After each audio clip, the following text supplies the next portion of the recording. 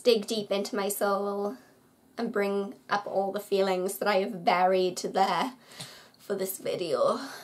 Hey everyone, it's Amy and welcome back to my channel. So I recently got an email to my Ask Amy email account, which is an account that I set up so that you guys could reach out to me and get in touch if you needed advice on boys or school or any kind of life drama. I'm clearly not a life expert. Many aspects of my life are not together in any way, but I have been through my fair share of life dramas. But I just want to be able to share the love and help you guys out as best I can by giving you video advice for your problems. So this is the message that I got. She asked to remain anonymous. It says, "Hi Amy, I really don't know what to do. My boyfriend of over a year broke up with me and I'm so heartbroken. We don't even go to the same school, so I'll never see him and I miss him so much.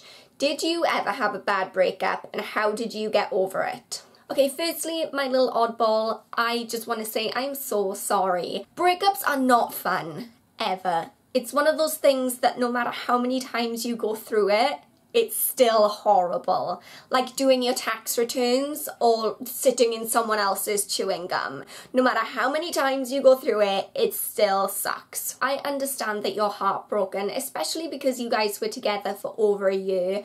And when you're in a relationship with someone, you kind of make a life together. Like they're so much a part of your life. You're talking to them all the time and spending all your time with them and making plans around them, and then all of a sudden when you break up, it's like poof, they're gone.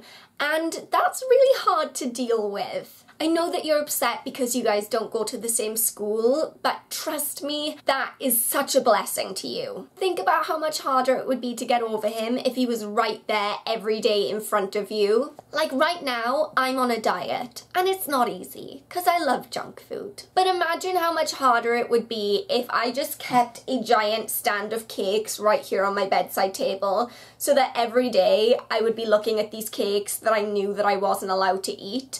That is a form of torture, okay? It's the same. If he was there every day and you knew that you couldn't be with him, it would be so much harder to get over him, because he's there. I know you miss him and that sucks, but it will get easier with time, I promise. And I know that that's not what you want to hear, because we are a generation of people who want things instantly, because we're so used to our technology and instant messenger and instant everything, and Domino's comes within 10 minutes. But there is no app for a breakup, and it does just take good old-fashioned time. I have a big old guide to surviving a breakup on my blog. I will link that for you in the description box. The best thing you can do is just try and keep yourself busy, keep yourself positive, and eventually you'll wake up one day and realize that you are over him, and that's just the way it works. Trust me, I've done this a few times. Moving on to your question about whether I've ever had a really bad breakup. Yes, I really have. My worst ever breakup happened about 2 years ago, and the reason it was so bad was because, okay, one, it was the first time that I'd ever been the recipient of a breakup. Like in the past, I'd always been the one to do the breaking up, which is also hard, but being the broken up with person, that's harder because you feel all kinds of rejected. And secondly, it was the longest, most drawn out breakup of all time. Probably. If any of you are super hardcore oddballs and you were reading my blog back in the day, like 2 years ago, then you may remember my bizarre overseas love affair with an American Air Force pilot, because once upon a time my life was interesting and things like that really did happen to me. We met in some kind of weird underground nightclub in Prague, and he was attracted to me for I don't know what reason, but he pursued me relentlessly. He tells the story very differently, but I will go with he pursued me relentlessly. Anyway, long story short, we started dating, as the Americans would say, for about 6 or 7 months, and I would fly back and forth to visit him, and he would fly back and forth to visit me, and it was all very lovely and romantic, and he called me ma'am, and I thought, oh my god, I'm in a Nicholas Sparks novel. What if someone dies? A tragic, untimely death, because that's what always happens in Nicholas Sparks novels. Fortunately, nobody died. Unfortunately, he broke up with me. So I'd gone to visit him in Germany, and we'd had what I considered to be a really nice time. And it was a couple of hours before he was going to drive me to the airport, and we were talking about when we were going to see each other next. Like, he had the calendar out. He had the calendar out to see when he was going to be free next to come stay, and then all of a sudden he just puts the calendar down and breaks up with me. I don't think I would have been more surprised if he'd like thrown a live raccoon at me at that moment. Usually after a breakup, you want to kind of immediately get as far away from that person as humanly possible, and then eat your weight in ice cream and cry yourself to sleep. So imagine being stuck in that person's house for another 2 hours, and then having to get in the car with them and have them drive you to the airport in what is the most ridiculous, awkward silence that I've ever experienced in my life, while I'm trying to like keep it together and be like, no, I'm fine, like, look how fabulous I am. I'm not bothered about this at all because I'm a strong, independent woman. Then imagine that the torture is not over because you have a 12-hour journey ahead of you before you can get to a safe place where it's acceptable to sob hysterically. For reasons unknown to me, nobody flies directly from Frankfurt to Bristol or Frankfurt to Cardiff or Frankfurt to anywhere.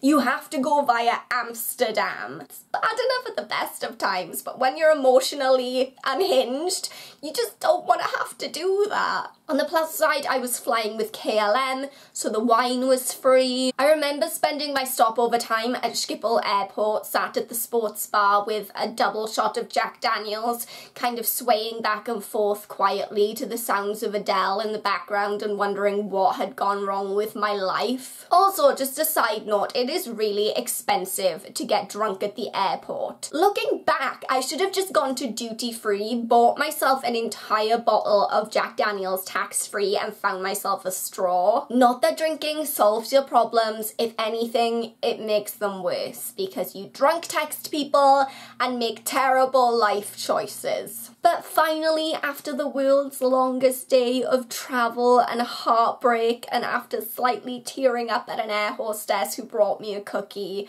I got into the back of my dad's car and was able to just be hysterical. To this day, I don't know how I was able to hold in that much emotion for that long. The next day, I built myself a fort out of duvets, ate 2 packets of biscuits and cried at Gone with the Wind. And after that, I felt a lot better. Like, obviously I wasn't totally over the breakup after that one day, but I was able to kind of pull myself together, get on with life, and kind of think to myself, well, hey, tomorrow is another day. Unfortunately, I don't know how long it's gonna take for you to get over your boyfriend. I've had breakups like that one where it's taken me like a day or 2 days to get back on my feet, and then I've also had breakups where I've been a snivelling mess for weeks or months.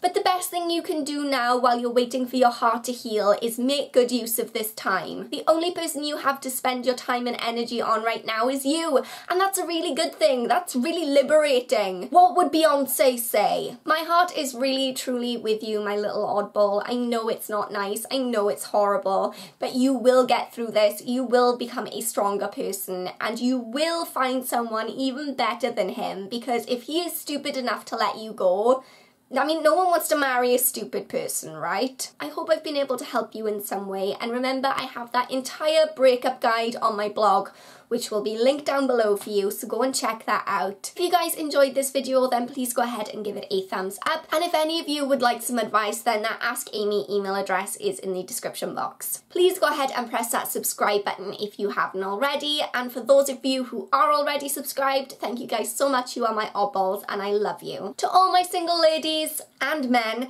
out there, remember you are fabulous, and don't let nobody get you down. Yeah. Until next time, thank you guys so much for watching. I love you all so much, and I'll see you in my next video. Bye! Next, since we want to look youthful and radiant, we want to get rid of these under eye bags. I know I do.